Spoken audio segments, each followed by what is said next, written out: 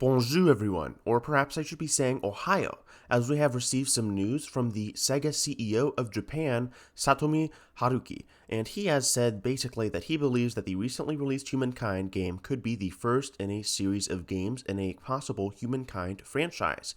Hello everyone, my name is For Extraordinaire, and I wanted to talk today about Humankind and its future outlook, a comment by the CEO, just making a brief analysis over it and trying to discuss a little bit of what I think is next for the game's future.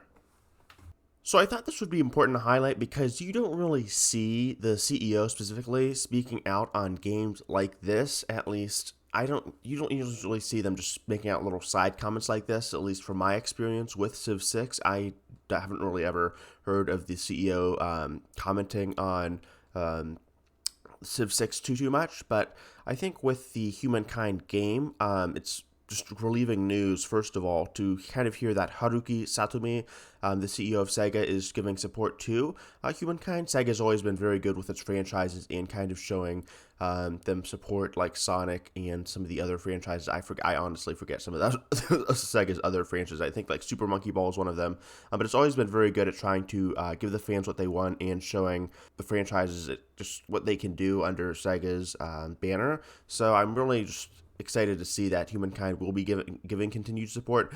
As Haruki said, the launch of the turn-based strategy game was a good start, and in a Q&A session following a financial support, he said that we can expect to make this a series in the future, which is pretty big, and I assume he doesn't just mean making Humankind 2 right away, as the player base right now is kind of lackluster. I have a video on that. I'll link it up in the right-hand corner, and you'll kind of see why it's a bit of a problem right now, and the Humankind devs need to get back on track. But I'll try not to derail the discussion of this topic too much.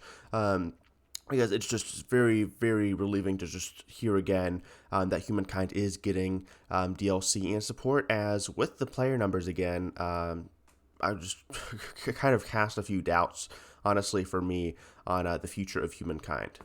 Regarding speculation, I don't want to go, again, too off the rails, but I think that Humankind may follow a similar strategy to Endless Legends with a few caveats. First of all, I think they may do something like content packs in between major expansion releases, but that little caveat I mentioned earlier is that I believe they will be kind of following in Civ 6's step and releasing expansions along with content packs. So with Endless Legend kind of did this weird thing where they just released big content packs, but they wouldn't necessarily release expansions. I mean, there was like 1 or 2 expansion-sized packs, but it wasn't like with Civ 6 where you were guaranteed a expansion pack like Gathering Storm, Rise and Fall, or kind of an extended season pass like the first wave of DLC and the New Frontier Pass, which definitely revived hype with Civ 6. I think a content pack would be a great way, just as a first DLC, to kind of revive some interest and throw in a fan favorite or two, perhaps.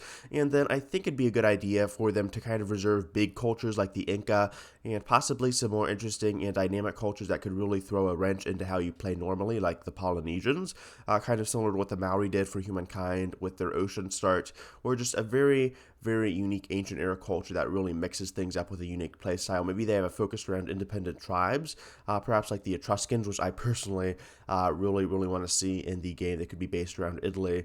But I'm just crossing my fingers. I think the devs will do a good job at kind of showing off what the game can do with its abilities. I think they have been creative in some aspects, especially with the art department, but I do think that they have a long way to go in terms of culture balance, bug fixing, and just overall Q&A testing.